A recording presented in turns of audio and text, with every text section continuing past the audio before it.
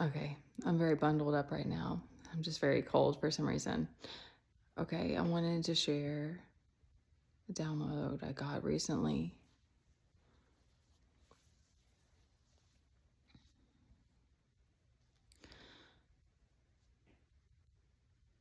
I do think it's more or less narcissists versus empaths.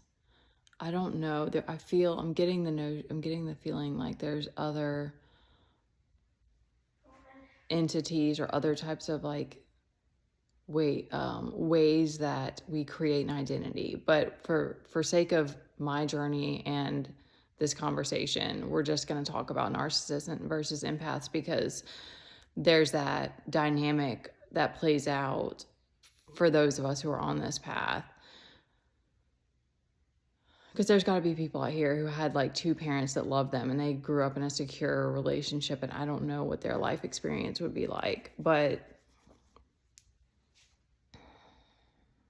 there's people who come here and have chronic diseases and all kinds of things. So,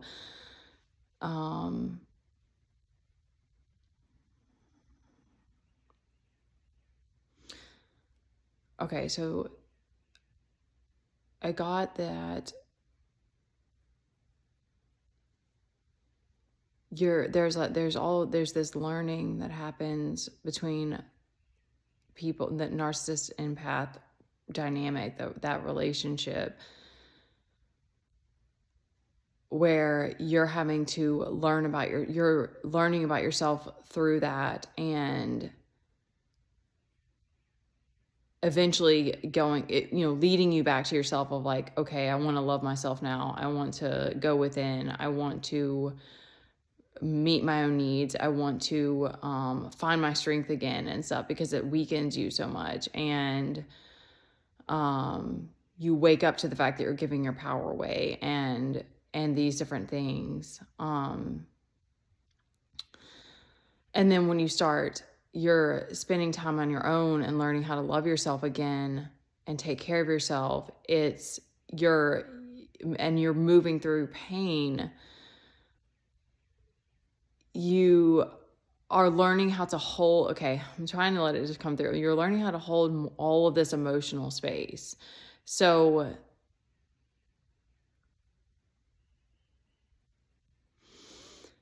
and what's interesting is that there's all of this magic too that happens. And so people can cloak in other people's energy and cast illusions. And empaths, we seem to be very vulnerable to that, or very that's another reason why I think this dynamic why we attract each other so much, and why these timelines play out so long, because it is almost like a predator prey type of relationship. And then for the empath, you have to wake up to the fact that it's like you've been giving your power away all this time and being a pushover and allowing people to. So it's very painful, because you're like, well, I was just doing what I thought I was supposed to do, because like you always feel called to serve and stuff as an empath. So it's like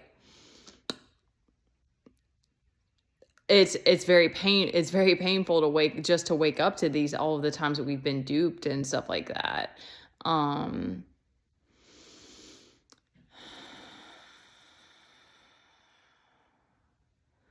So I could say something like, it's set up that your family isn't, or your enemies, but it's like, I've known this for a long time, and it still was like, I couldn't let it go. It was like, I had to experience so much firsthand, and I wanted to see people's masks fall. I don't know if other people are that way, but it's like, I want to see the truth. I want to know the truth of the situations. And even then, you don't always get that. I think there's almost like I don't know if it's a selfishness or, I mean, once you start seeking truth and you don't want to live a lie anymore, you're a truth seeker. So it's like, that's where it's like, I don't know if we were going to ever get all of that information. because I think regardless, like, you have to experience it for yourself. You have to figure these things out for yourself. And it's not my place to tell people who the people are in their life and stuff like that. Like, everyone's journey is different. But what's coming to me now is that it's like, I thought things would already be different for us by now, and they haven't. It hasn't played out. It hasn't happened the way I thought it would. And there's this acceptance that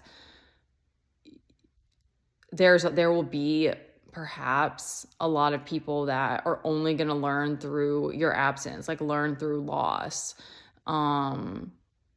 that they were taking you for granted. I guess I'm like trying to find the words for this. For some reason it's difficult.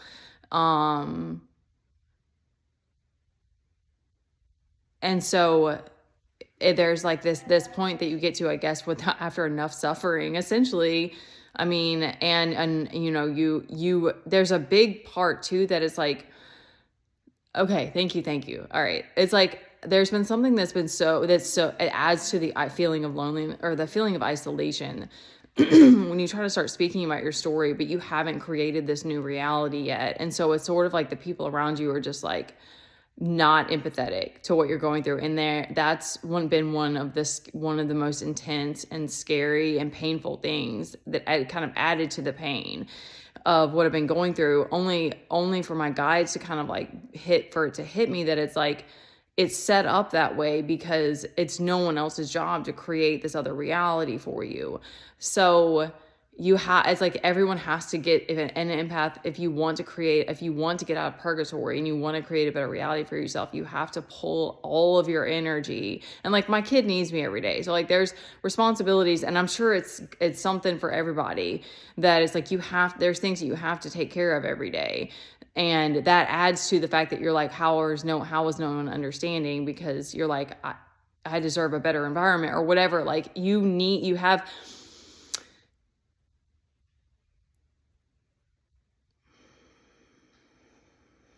in some ways, I think empaths have higher needs emotionally, yet we become very strong through all of these things where so much is taken away from you, because you learn how to alchemize, and you learn and you kind of, I think there was always a degree of like being okay with living simply, but it's like you are learning how to be resourceful and like the things that you really or really truly need, or really are lacking, or really desiring as well.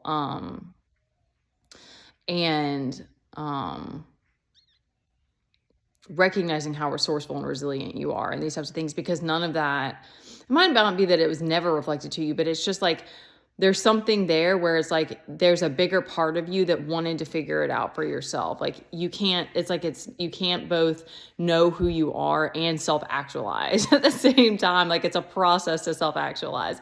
So there's immense amounts of grief and injustice and to move through to get to that place, because you're like, this was taken from me. Like, that's how it feels. I made a video that I didn't post. I kept private, and it's like, that's how it feels to your inner child. Your inner child is like, this is fucked up. Like, that's how your inner child feels. And yet at the same time, it's like, it's this process of coming back to it and figuring out what your inner child needs and stuff. And it's this beautiful, like, relationship that you're building. And that the more that you're advocating for yourself, the more that you'll attract those people who are the same way. But it's like this realization that it's like, it's only going to be the people who are doing the same things. And there's more. I don't know what it's like. I can only speak from what I've seen and been through. So it's like, it's likely that there's more narcissistic people, because there's more predatorial type of people because of the way of the world, because that's how the matrix is a matrix. Holy shit. Okay. This is a lot of craziness coming through, but it's like, to me, that's the only thing that makes sense as to why there would be a matrix system and why we would be here in it, is that it's like, it's keeping, because I want to try to wrap this up, but it's like, there's okay, because like, you have to sort of start to see that it's like, you're giving people royal treatment, and it's like, in a way, it's like, comes off as like snooty, or you're like, you think that you're better or whatever, but it's like, no, like, I genuinely love giving people, I love being that way towards people, but I want the same. You want reciprocity, especially when you've suffered enough that you're like, okay, I don't want to be in toxic situations ever again, but I'm tired. My environment isn't reflecting, what I want and the experience I want to have. And it's not inspiring me, and it's not. So you realize that it's like the people that are narcissistic, it's like somehow they still have jealousy, and they're it's a never ending cycle for them of that void.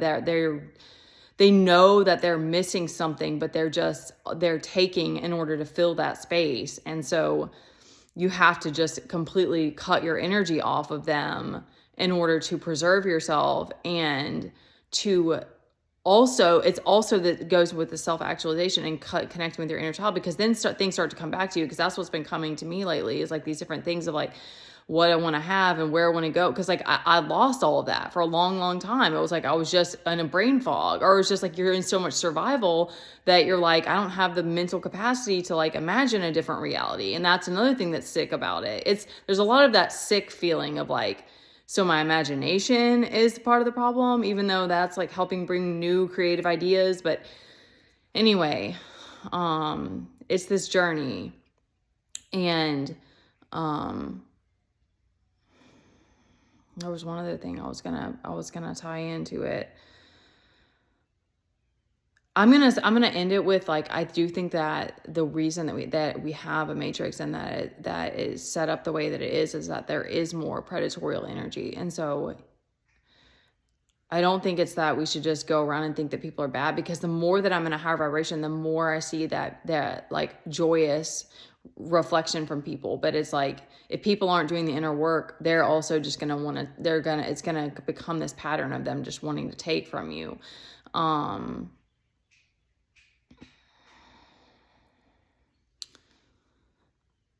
Because when you come back to yourself, then you're able to,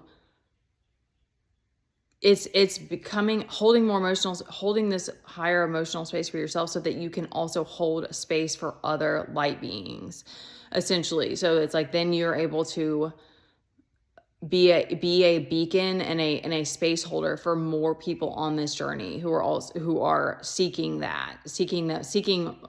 shelter, seeking I've been fighting the pollen, seeking spaces to be seen and heard. So and then again, the more that you're with yourself, the more that you cut. It's so crazy, because it's so weird how it happens, because it's just like suddenly memories start to come back, and you're like, what the fuck, where was that all this time? Or just like your little pieces of you, the things that you like, pieces from your inner child, or like things that you might want to experience or have, will come to you because you realize how much survival you've been in.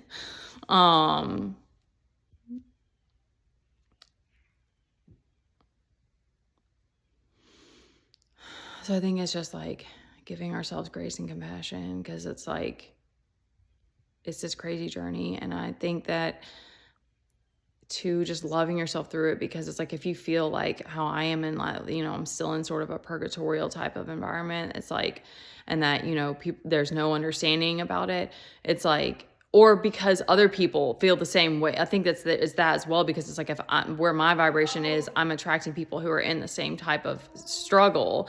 And so it's painful to see that. It doesn't feel good. So they don't want to be understanding, or be like, yeah, you deserve better or something. So, but that's painful when you're the person, that you know your heart, and you know that you're someone that like is always, I don't want to say always, of course I get triggered, and if my energy isn't high enough, I'm not going to have enough to like pour into people.